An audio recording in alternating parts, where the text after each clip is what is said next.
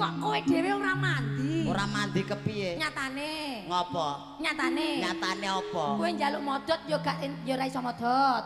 Kuwi donga sing mustahil. Mustahil. Ya kuwi sing mustahil.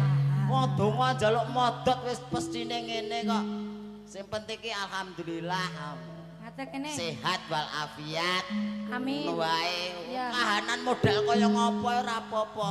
Gedhe dhuwur kuwi ya rong karuan sehat. Sing penting cilik ngene mentes sehat ngono lho. Wah, ambemu ngecret ta rumah saku. Nyatane ya wingi njaluk kerokan. Ngopo to, Bi? Kowe munggah bapak-bapak sing temburi ki lho ora pirsa. Lha wis dicepaki panggung dhuwur lho. Ya Allah, Bi.